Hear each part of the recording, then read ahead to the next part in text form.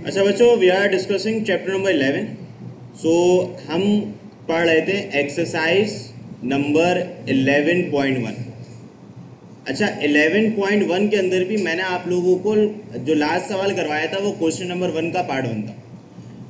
चलो मैं एक वो पार्ट करा देता हूँ, क्वेश्चन नंबर 1 का पार्ट नंबर 6, ताकि आपको आइडिया हो जाए कि फर्दर हम इसको कैसे सॉल्व कर सकते हैं। देखो, क्वेश्चन नंबर 1 पार्ट नंबर 6 के अंदर अगर मैं आपसे बात करूँ तो आपको गिवन क्या है।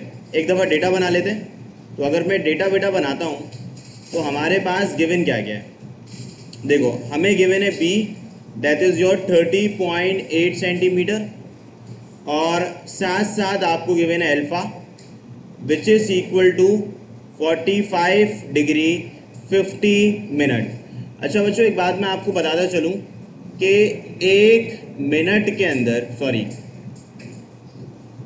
एक डिग्री के अंदर 60 मिनट होते हैं। इसी तरीके से एक और बात सुनिएगा, एक डिग्री के अंदर 3600 सेकेंड होते हैं। सो अगर आप लोगों को, या इसको मैं रिवर्स कर लूँ, एक मिनट के अंदर 1/60 डिग्री होते हैं। ये बात आपको पता होनी चाहिए, ये कॉमन आप लोग को 9th क्लास में बताई गई होगी, डिग्री और सेकंड की कन्वर्जन। अगर आपका angle in case for example यहाँ पे देखिए 41 डिग्री 60 मिनट है, तो अगर ये 41 डिग्री 60 मिनट है, 50 मिनट है सॉरी, तो आप उसको डिग्री में कन्वर्ट कर लें। कैसे करेंगे, आप लिखेंगे 41 डिग्री प्लस फिर आप लिख देंगे 50/60। जैसे आप इसको 60 से डिवाइड करेंगे तो ये चीज़ जो है, जो आपके मिनट में, वो किस में कन्वर्ट हो जाएगी, डिग्री में कन्वर्ट हो जाएगी। आपने कुछ नहीं करना, तमाम तो चीज़ों को कैलकुलेटर में पुट कर लेना है। जब आप इसको कैलकुलेटर में बेटा पुट करेंगे तो होगा क्या कि सारा आंसर आपको डायरेक्ट फ्रैक्शन में मिल जाएगा। That is equal to 41.833 degree. ये क्या हो गया, आपका अल्फा हो गया। ठीक है, अब साथ साथ मैं आपसे डिस्कस करूं, बुक के अंदर हमें एक और चीज़ गिवन है, that is your gamma. Gamma किसके बराबर है, 90 डिग्री के। अब मैंने आपको बोला था कि राइट एंगल ट्राइंगल के अंदर आपको 3 चीज़ें गिवन होगी, 3 चीज़ें आपने कैलकुलेट करके बतानी है। तो अगर मैं यहाँ रिक्वायर्ड लिखूँ बेटा, तो यहाँ पे रिक्वायर्ड के अंदर हमें क्या क्या कैलकुलेट करके बताना है, बिल्कुल तवज्जो से सुनिएगा। देखिए, अगर मैं रिक्वायर्ड की बात करूँ तो हमें जो कैलकुलेट करके बताना है, 2 एंगल हमें गिवन है, अल्फा और गैमा। अगर हम राइट एंगल ट्राइंगल बनाएं तो हम बड़ी आसानी से बना सकते हैं। यहाँ पे मैं जो हूँ वो सिंपल आपका एक राइट एंगल ट्राइंगल फॉर्म कर। अब राइट एंगल ट्राइंगल के अंदर भी हमारे पास क्या होगा कि भाई हमें 3 वर्टिसेस गिवन है। अब ये बात जानते हैं, मैंने आपको बताया था कि जो एंगल सी है उसको आप इसको सी बोलेंगे क्योंकि गैमा 90 डिग्री है। इसको आप कह लें ए, ये आपका कहलाएगा बी। सो ए के साथ जो कॉरस्पॉन्डिंग एंगल है दैट इज कॉल्ड अल्फा, ये आपका बेटा बीटा हो जाएगा, और ये आपका क्या हो जाएगा, गैमा हो जाएगा। ठीक है, तो ये आपका गैमा हो जाएगा। अच्छा, अभी बात जानते हैं, सी के अपोजिट जो साइड होती है उसको क्या बोलते हैं, स्मॉल सी। ए के अपोजिट को क्या बोलोगे, और बी के अपोजिट को क्या बोलोगे, स्मॉल बी बोलोगे। सी के अपोजिट स्मॉल सी, ए के अपोजिट स्मॉल ए, बी के अपोजिट स्मॉल बी। गैमा बराबर है बेटा 90 डिग्री के। ठीक है भाई, कैलकुलेट क्या क्या करना है। अगर मैं आपसे पूछूं 2 एंगल गिवन है, तो कौन सा angle we have to find out, beta. Beta एक एंगल है जो हमें मालूम करके बताना है। साथ साथ फर्दर 2 साइड्स और हैं जो हमें कैलकुलेट करके बतानी है, वो है ए, और बेटा एक और है, बताओ, सी है। ठीक है, तो हमें जाहिर है कि सबसे पहला काम क्या करोगे। देखो, सबसे पहला काम एक सिंपल सा ये कर लोगे कि आप लोग सबसे पहले रिक्वायर्ड एंगल क्या है, बीटा। पहले बीटा कैलकुलेट कर लो, पहले लिख लोगे फॉर बीटा। मैंने आपको एक बात बताई थी, जब भी 2 एंगल गिवन हो, तीसरा एंगल निकालना हो, so you will use alpha plus beta plus gamma equal to 180। जब भी 2 एंगल पता हो, तीसरा एंगल निकालना हो, तो क्या यूज करोगे, alpha plus beta plus gamma equal to 180। तो first use in identity which is alpha plus beta plus gamma किसके बराबर है, बताओ, 180 डिग्री। इंतहाई आसान, बीटा कैलकुलेट करोगे which is equal to 180 degree minus beta alpha plus gamma. अच्छा, आपको गिवन है सवाल पे, देखिए हमने अल्फ़ा को कैलकुलेट किया, तो अल्फ़ा हमारे पास किसके इक्वल था वो देखते हैं भाई। अल्फ़ा बराबर था, इधर देख लो, अल्फ़ा किसके बराबर है 41.833 degree. So in place of alpha we will write 41.833 degree. सही है, हम यहाँ लिख देंगे 41.833 डिग्री, और इन प्लेस ऑफ गैमा हम लिख देंगे 90 डिग्री। तो यहाँ से सबसे पहले हमें बीटा फाइंड आउट हो जाएगा। इन तमाम तो चीज़ों को आप कैलकुलेटर में पुट करते हैं, 180 minus 41.833, then we have plus का 90, तो हमारे पास सबसे पहले बीटा आ जाएगा। अब देखो बीटा बराबर है 48.17 डिग्री के बच्चों, ये आपके पास बीटा आ जाएगा। अब मैं इसी के आगे अगर आपसे फर्दर डिस्कस करूं तो देखो भाई, यहाँ पे हमने सबसे पहला काम क्या किया, सबसे पहला काम हमने बीटा कैलकुलेट कर दिया। अब बीटा के बाद मुझे एक बात ये बताओ कि रिमेनिंग चीज़ें क्या रह गई, ए और सी। अब बिल्कुल तवज्जो से सुनना, अगर मैं कॉस बीटा को यूज़ करता हूँ, मुझे गिवन क्या है, मुझे गिवन क्या है, बी बेस गिवन है। अगर मुझे क्या गिवन है, मुझे बेटा ये चीज़ गिवन है, मैं अगर ये निकालना चाहता हूँ तो मुझे सबसे पहले अल्फ़ा पता होना चाहिए कि अल्फ़ा क्या है, ऐसा ही है ना, अल्फ़ा पता होना चाहिए। कॉस अल्फ़ा किसके बराबर होगा, बेस अपॉन हाइपोटेन्यूज के, तो हमें बेस पता है और हाइपोटेन्यूज मालूम हो जाएगा। ठीक है, तो मैं क्या करता हूँ, फॉर सी, सी के लिए अगर मैं सी पहले फाइंड आउट करना चाहता हूँ तो मैं एक सिंपल सा काम करूँगा, मैं यहाँ हेडिंग डाल लूँगा पहले फॉर सी। अब सी के लिए यूजिंग क्या यूज़ करेंगे बेटा, यूज़ करेंगे कॉस अल्फ़ा। अब कॉस अल्फ़ा किसके बराबर होता है, बेस अपॉन हाइपोटेन्यूज। बेस किसके बराबर है, अच्छा अगर देखा जाए हमें बी गिवन है, बी बिल्कुल गिवन है बेटा, कॉस अल्फ़ा बराबर हो जाएगा बेस बी अपॉन सी के। असल पे बेटा अल्फ़ा मुझे मालूम है, अल्फ़ा बराबर है, ये देख लो 41.833 डिग्री के, सही है। और अगर मैं आपसे डिस्कस करूं बी, बेस मुझे मालूम है, बेस कितनी है बताओ, 30.8। So in place of base I will write 30.8। We have to find out hypotenuse which is c. Base upon hypotenuse is the ratio of the cos. So we have to find out the c. C is equal to 30.8 divided by cos of the 41.833 degree. तो मैं अगर इनको divide करूँगा calculator की मदद से तो बेटा मुझे c मिल जाएगा। अब c जो है 30.8 हमें गिवन है, सॉरी b जो है वो 30.8 हमें गिवन है, और साथ साथ इसको मैं डिवाइड कर रहा हूँ, आप लोग भी वेरीफाई कर लें डिवाइड करके 41.833 डिग्री से। सो जो सी का आंसर है I am getting which is 41.33। Unit इसका मीटर होगा क्योंकि डायमेंशन हमें मीटर पे गिवन है। So this is your required जवाब ऑफ दी सी, ये हमें सी मिल गया। अब बेटा सी के बाद अब देखो मैंने सबसे पहला काम किया क्या, अगेन देख लो चीज़ों को बेटा। सबसे पहला काम मैंने एंगल मुझे गिवन थे दो एंगल से मैंने तीसरा एंगल निकाल लिया। वो तीसरा एंगल क्या कहलाएगा हमारे पास, बीटा कहला रहा होगा। बीटा मैंने फाइंड आउट कर लिया। फिर कॉस अल्फा किसके बराबर होता है, बेस अपॉन हाइपोटेन्यूज के। तो जाहिर सी बात है मुझे बी गिवन था, सी मैंने कैलकुलेट कर लूँगा। अच्छा बहुत से लोग ये भी करते हैं कि सर हम पहले परपेंडिकुलर निकाल लेंगे, निकाल लो कोई मसला नहीं है। अगर आप 10 का रेशो यूज़ करेंगे तो ये आपको ए मिल जाएगा, परपेंडिकुलर अपॉन बेस। ये आपके ऊपर है, आप इसको कैसे मॉडल करते हैं, कैसे डिज़ाइन करते हैं और कैसे सॉल्व करते हैं। अब मुझे बताओ, आपको तीनों एंगल पता चल गए, दो साइड पता चल गई। मैंने एक बात बोली थी, जब भी दो साइड पता हो तो तीसरी साइड किससे निकालोगे, बिल्कुल Pythagoras theorem. So we can calculate यहाँ पर remaining side by using the Pythagoras theorem. यानी कि मैं हेडिंग डाल देता हूँ कि भाई अगर हमें कैलकुलेट करना है फॉर ए रिमेनिंग है ना बेटा, यूजिंग पाइथागोरस थ्योरम। पीजीडी का मतलब होगा Pythagoras theorem.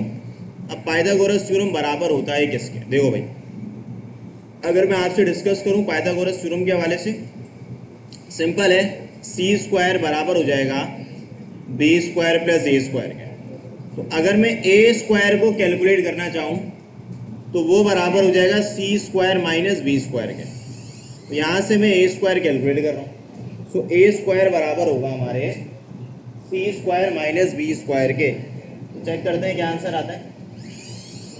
In place of सी की जगह क्या लिखूंगा 41.33 का स्क्वायर। अच्छा बी की वैल्यू कितनी थी यहाँ देख लो बेटा, बी किसके बराबर है देख लो 30.8 के। सो बी की जगह मैं क्या लिख दूंगा 30.8 लिख दूंगा।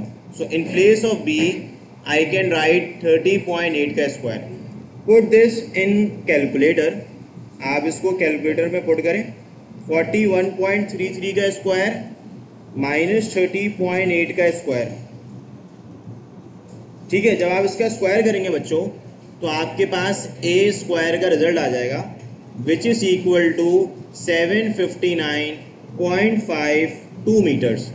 अब आपको जाहिर सी बात है स्क्वायर तो चाहिए नहीं, therefore taking square root on both side, therefore taking square root on both side. बच्चों स्क्वायर रूट अप्लाई कर लेंगे 759.52 का square root we have to calculate which is equal to what बच्चों, ये बराबर है 27.55 मीटर के। सो ये हमारा जवाब आ जाएगा for the value of the ए। सही है, ये ए भी हमने कैलकुलेट कर लिया। अच्छा देखो ट्राइंगल में 3 अननोन्स गिवन थे, 3 अननोन हमने फाइंड आउट कर लिए। आखिर में रिजल्ट लाजमी लिखिएगा कि हमारे पास, अगर मैं आपसे रिजल्ट के हवाले से बात करूं तो हमने 3 चीज़ें कैलकुलेट करी। Number 1 is beta which is equal to 48.17 degree, another one is C which is equal to 41.33 meter, और एट लास्ट हमने कैलकुलेट किया A which is equal to 27.55 meter. अच्छा ये है कि आपको जो भी काम हो रहा है उसका पीडीएफ मैं आपको प्रोवाइड कर दूंगा। ठीक है, तो नेक्स्ट क्वेश्चन की तरफ हम मूव करते हैं। क्वेश्चन नंबर 2, इसके रिमेनिंग पार्ट इसी तरीके से होंगे, वो आपने करने हैं। वर्ड प्रॉब्लम मैं आपको करवा रहा हूँ। Question number 2 again put your तवज्जो ऑन द बोर्ड। देखिए, a vertical stick 16 metre long. बच्चों एक वर्टिकल स्टिक है जो कि 16 मीटर लॉन्ग है। भाई एक वर्टिकल स्टिक है 16 मीटर लॉन्ग है। ठीक है, अब मुझे बताओ वर्टिकल स्टिक शेडो कहाँ पे बनेगा? शेडो ग्राउंड पे बनेगा ना। तो वर्टिकल स्टिक जो है, vertical stick 16 metre long cast a shadow of, अच्छा ये 12 सेंटीमीटर नहीं है 12 मीटर, इसको सही कर लो। आपकी बुक में 12 सेंटीमीटर लिखा हुआ है, इसको सेंटीमीटर नहीं इसको मीटर कर ले। भाई शेडो हमेशा बनता है ग्राउंड में। अच्छा जी, अच्छा पहले ना आप लोग 2 चीज़ें समझ लें, angle of elevation, angle of depression. देखो सबसे पहले मैं 2 एंगल आपको समझाता हूँ। Number 1 is said to be your angle of elevation.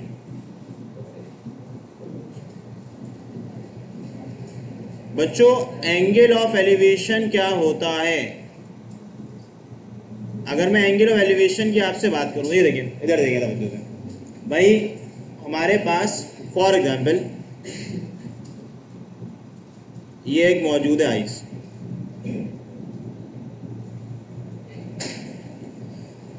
ठीक है। अब यहां पे अगर मैं हॉरिजॉन्टल लाइन बनाता हूं, ये देखो सीधी लाइन, एक स्ट्रेट लाइन अगर मैं बनाता हूं, इस लाइन को क्या कहते हैं पता है? इसको कहा जाता है आई लेवल। क्या कहते हैं? इस ये जो आपकी आंखें हैं जहां पे, वहां पे अगर आप हॉरिजॉन्टल लाइन, ये आपकी आई से अगर आप हॉरिजॉन्टल लाइन को ड्रॉ करते हैं, ये देखें ये आई से जो हॉरिजॉन्टल लाइन ड्रॉ हो रही है, ये आपकी आई लेवल कहलाती है। क्या कहलाती है? आई लेवल। आई लेवल से अगर आप लोग जहां देखते हैं, आप देख ऊपर भी सकते हैं और आप नीचे भी देख सकते हैं। अगर आप ऊपर देख रहे हैं आई लेवल से, तो ये एंगल कहलाता है एंगल ऑफ द एलिवेशन। और अगर आप नीचे देख रहे हैं तो ये क्या कहलाएगा? तो angle subtended by eye above the eye level is said to be angle of the elevation. Angle subtended by eye level, sorry eye below the eye level is said to be angle of depression. अच्छा जी, अब बिल्कुल तवज्जो से सुने बेटा, ये जो कहानी है, अब ये जो लेवल आपको कहलाएगा, जहां आप देख रहे हैं, जहां आप देख रहे हैं वो कहलाता है साइड लेवल। क्या कहलाता है?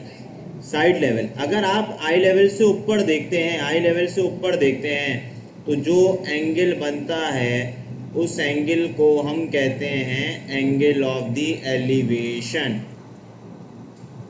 और अगर आप इसी आई लेवल से नीचे की तरफ देखते हैं तो भाई वो एंगल क्या कहलाता है?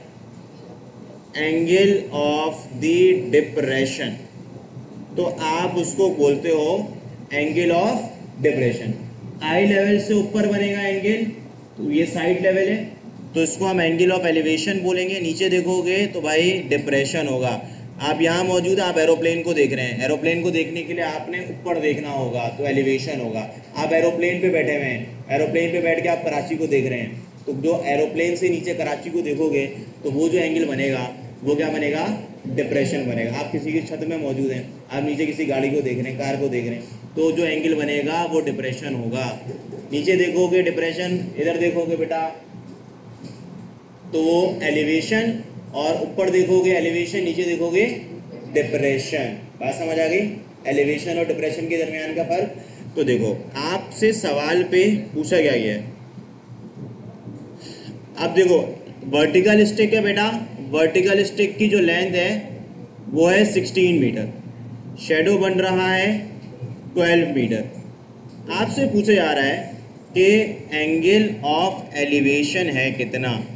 ये बनेगा, यहाँ से एंगल है, ये जो एंगल बन रहा है इस एंगल को क्या कहोगे? ये वाले एंगल को, इस एंगल को कहोगे एंगल ऑफ द एलिवेशन। ये एंगल ऑफ एलिवेशन आपने कैलकुलेट करके बच्चों बताना है। एक वर्टिकल स्टिक कितनी है? 16 मीटर लॉन्ग, शेडो का बना रहा है ग्राउंड में। एंगल ऑफ एलिवेशन आपने मालूम करके बताना है। तो इसको पहले ट्राइंगल बना लो। एक ट्राइंगल अपनी मर्जी से आप लिख सकते हैं। इसको आप कह लें बच्चों ए, इसको क्या बोलोगे? बी, और ये क्या कहलाएगा? सी। ए बी सी।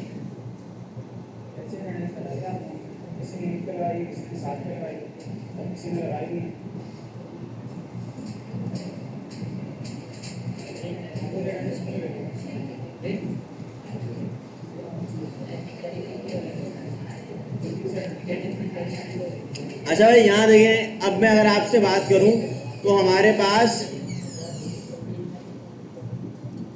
मुझे क्या क्या गिवन है? मुझे बताओ, मुझे गिवन क्या क्या है? बेस और